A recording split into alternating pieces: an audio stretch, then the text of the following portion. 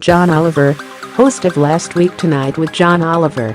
Eric Liebowitz, HBOAP. John Oliver is not the first person to blast the Trump administration for using scripture to justify its practice of separating children from parents accused of entering the United States illegally.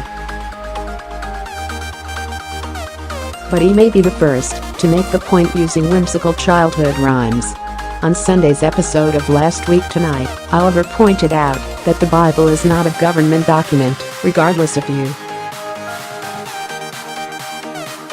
Attorney General Jeff Sessions' use of the Holy Book to defend the administration on the family separation issue.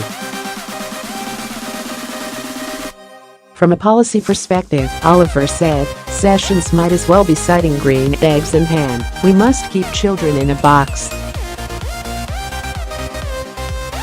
We must keep them with a box. Which would be a terrible policy. Oliver dedicated nearly 5 minutes of his show to explaining why the Bible passage Romans 13 can't be used to shield the administration from the torrent of criticism about what many religious and political leaders say is a harsh and immoral crackdown on undocumented immigrants. Sessions told law enforcement officials on Thursday, persons who violate the law of our nation are subject to prosecution. I would cite to you the Apostle Paul and his clear and wise command in Romans 13 to obey the laws of the government because God has ordained them for the purpose of order. Orderly and lawful processes are good in themselves and protect the weak and lawful.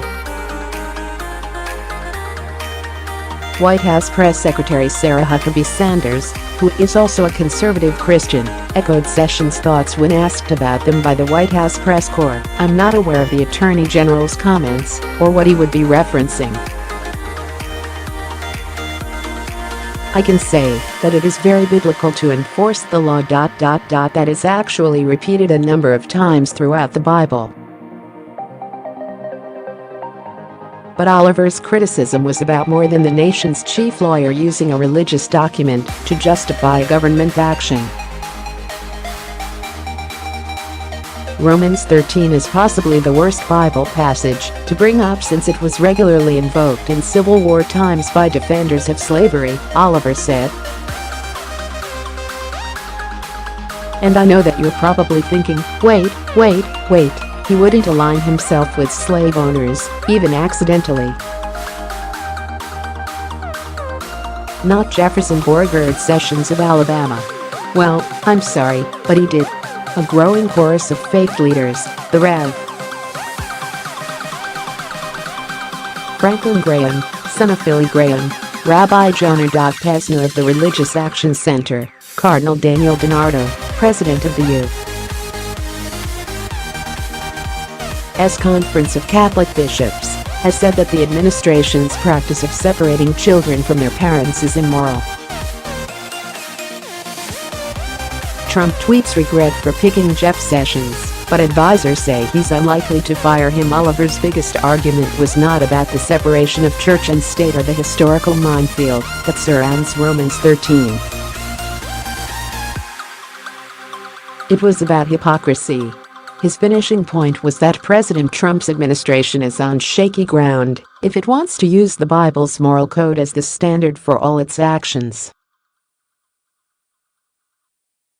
Let's remember that the Bible is not a big fan of adultery, gluttony, coveting your neighbor's wife, pride or wrath, Oliver said. As he spoke, the show flashed images of Trump with porn star Stormy Daniels, Trump eating a piece of meat on a stick, while wearing a Make America Great Again cap, Trump next to his daughter and son-in-law, Trump next to a poster of his board game, and Trump looking angry. What I'm saying, Oliver concluded, is you probably shouldn't use the Bible to justify separating children from parents. But if you do, maybe make sure that you're not breaking so many of its rules that God has to make a separate rule saying I was. Serious. Read more. John Oliver blasts Trump on Charlottesville. Doesn't get easier than disavowing Nazis. Stupid Watergate. John Oliver mocks Trump's Russia scandal, and the president's response. A Kentucky crowd cheered a valedictorian for quoting Trump. Then he told them it was Obama.